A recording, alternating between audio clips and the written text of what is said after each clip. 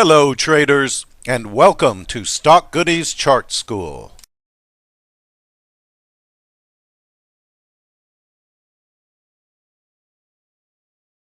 The ultimate oscillator is a momentum oscillator, and it is designed to capture momentum across 3 different time frames. It was first developed by Larry Williams in 1976 and featured in Stocks and Commodities magazines in 1985. It rises when buying pressure is strong and falls when buying pressure is weak.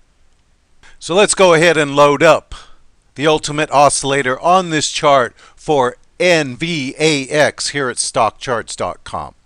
Down here in the chart attributes area, scroll all the way to the bottom and click on the indicators box and scroll all the way to the bottom there, and ultimate oscillator is the 4th one up. Go ahead and click that. Now your standard settings are 7, 14, 28, and that is one oscillator that you can modify the settings on. For really quick readings, you can use 4, 8, 16. And if you're a long-term trader using daily, weekly, and monthly charts, 20, 40, 80 seem to be good settings there. Let's go ahead and click Update. Now this indicator ranges from 0 to 100, and there are 3 important lines on it.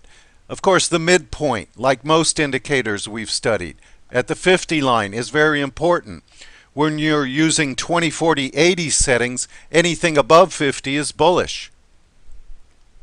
Okay, it also gives you oversold and overbought readings, just like the RSI at 30 is oversold and anything above 70 is considered overbought.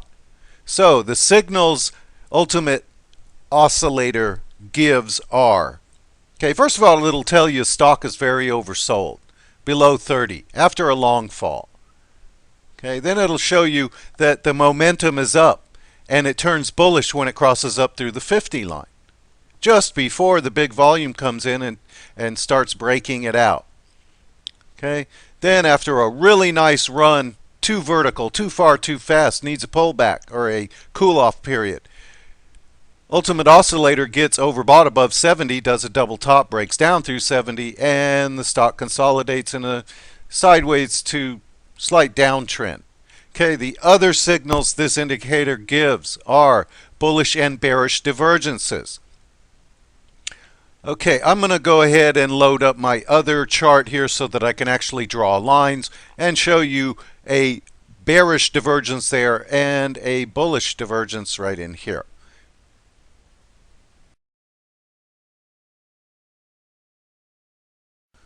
Now let's take a look at the signals that ultimate oscillator has given on this chart for NVAX. Okay, first of all, for buy and sell signals, it's a fairly complicated indicator because there are 3 steps to both a buy and a sell signal. Now, the first one is a bearish divergence forms. Okay, that means the stock is going up, but the highs on ultimate oscillator are going down. Okay, right here, this was the high. The second condition is it should be above the 70 line and overbought at the highest point. But at the standard settings of 7, 14, 28, you're not going to get a whole lot of anything under 30 or anything above 70 readings. So maybe 4, 8, 16 will give you a lot more signals.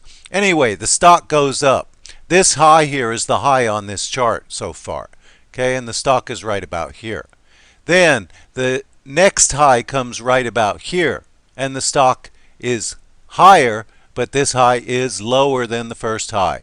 Then comes the top. Okay, the top should have the highest high on ultimate oscillator, but it is the 3rd lowest reading, so that is a bearish divergence. When the stock goes up and ultimate oscillator goes down, that is predicting a fall.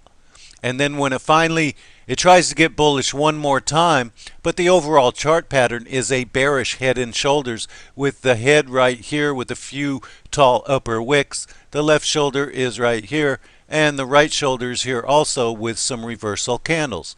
And support, neckline support is right here, and when it closes below it this day, it falls hard.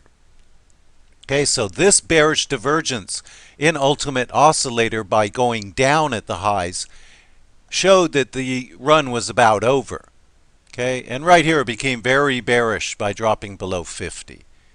Okay, the next bearish divergence comes right here. The high right there on Ultimate Oscillator is much higher than the high here, even though this high is higher than that high. Okay, and that foretold of this double top chart pattern, which is bearish, and when it broke below neckline support right here, it fell hard. Okay, let's talk about bullish divergences now.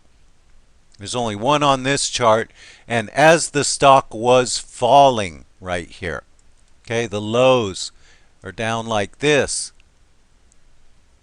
Ultimate Oscillator, the lows on it are going up.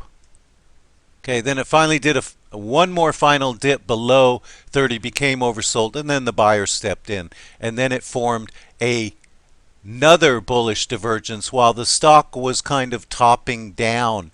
This looks like it's curving down right here, but Ultimate Oscillator was below the 30 line and started to move up convincingly even before the stock started to move up. And on this volume right here, as it broke above the 50 line back here, it became very bullish as it broke above all of this resistance right here.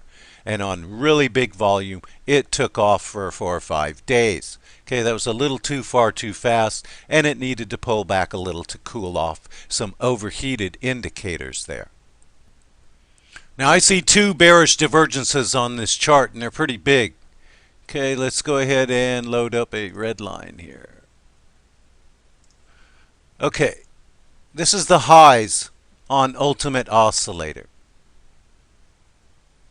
basically. From this point to this point, the stock is going up, but the highs on Ultimate Oscillator are getting lower. Okay, look at this one. This should be higher than that because the price got higher, but this reading right here is much lower than this one right here. Okay, so that forewarned that the run might be over. And especially when you see a beautiful bearish head and shoulders chart pattern with the head right there, the left shoulder here, and the right shoulder here with a tall upper wick. When it breaks neckline support on this day right here, the stock falls really hard. Okay, immediately it goes below the 50 line and remains bearish up until this point right here when the bulls take over, and again it does another bearish divergence. Okay, it breaks up through 50, becomes bullish. This double bottom chart pattern did not yield because there was no buy volume here to break it above the old resistance, so it pulled back. Then it formed another bearish head and shoulder chart pattern with the head here, the left shoulder right here, and the right shoulder here. And when it broke neckline support in this area on this day, again it fell hard because Ultimate Oscillator said even though this high was much higher than this high, it's not showing up here. It is actually lower here than it was there. Now let's take a look at a bullish divergence that worked very well. Right here, the stock price is falling. The lows are getting lower, yet the lows on Ultimate Oscillator are getting higher, even before it bottoms out with a nice reversal candle with a lower wick, and the volume comes in. Right here, it becomes bullish by crossing up through the 50 line, well before the volume comes in and breaks it out of a bullish inverse head and shoulders with the head right there, the left shoulder in this area, and the right shoulder right here. And when it breaks above neckline resistance on this day, it's nothing but big green volume for a number of days.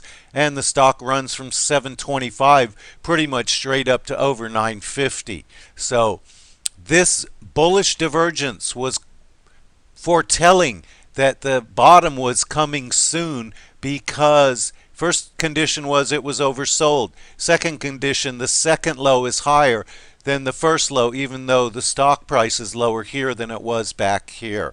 And then the cross up through 50 to become bullish, and the stock takes off on huge volume as it breaks above all levels of resistance.